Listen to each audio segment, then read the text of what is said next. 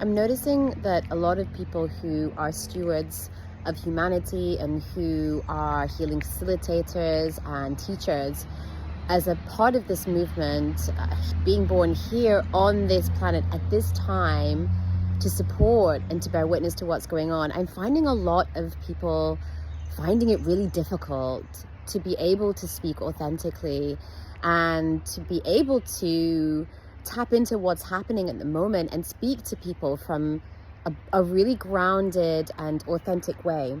And that's because of three things that I feel that we find challenging. One is actually how we speak authentically. Two is that, we have a lot of burdens that are blocking us from speaking authentically.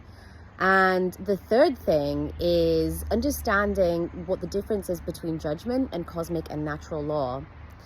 So the first thing is, speaking authentically isn't just about speaking your emotions whenever they come up. It's actually about being able to speak for your emotions, for your parts, for those parts of you that are feeling challenged or stuck. It's being able to speak for it, but from self, anchored into self. It's a completely different way of communication and vibration. And the second one, when we work on our burdens, we work on our own trauma, we work on our own karma, that clears our own pathways and channels so that we aren't speaking from a place of fear. So we're not speaking unconsciously from those parts. So we're able to speak for what's coming up. And then thirdly, this is so important for these times,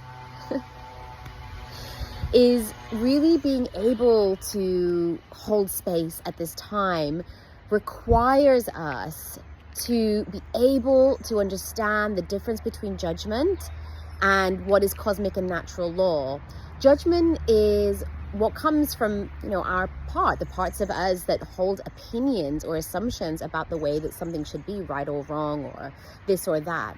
But a cosmic and natural law is something that is preordained in the universe, that in breaking or violating these natural laws does create an energetic repercussion or consequence, a karmic consequence. And that's not like, oh, you're going to be punished, but it's that energy is created from that. Energy moves and is transformed from that, okay?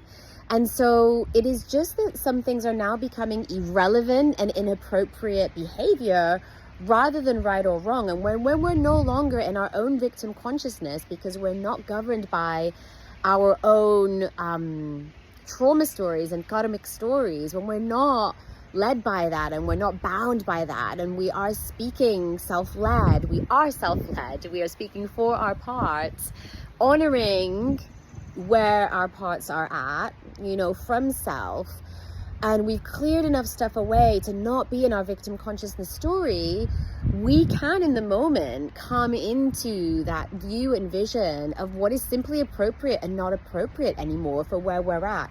And this is how we continuously transform this perspective that we have, this meaning that we attach to things, and basically what we embody, the energy that we embody, the emotions that we have, the electromagnetic field that we have. And then this is what we're pumping out. So then this is the reality that we're creating. We're no longer creating a stuck, burdened reality, which is just perpetuating more and more suffering from us. And what we're experiencing, what we're observing around us just keeps us more and more and more in that vibration. We're able to step out of that, and we're able to really just bear witness for it and see it magically transform before our very, very, very eyes. Yeah, so powerful. These times are showing us where we're at individually, where we're at as a society, as a collective, where our collective consciousness is at. So I urge you and I implore you, especially those of you that have signed up to be here, to be stewards and healing facilitators and galactic warriors of this time, to take your radical responsibility, your social radical responsibility to really honor what is actually going on here, and to find the courage to be able to speak authentically for your own parts. And I'm not saying everybody has to get out there and speak up about what's going on, But I just know how many of us right now at this time are being called to support even one another, to be able to even have conversations with peers and family members about what they're experiencing, you know, what's affecting them, what's going on in their communities. This isn't just about the violence that is happening out there in the world. This is about how we support and communicate with each other courageously. This is ultimately what it is about.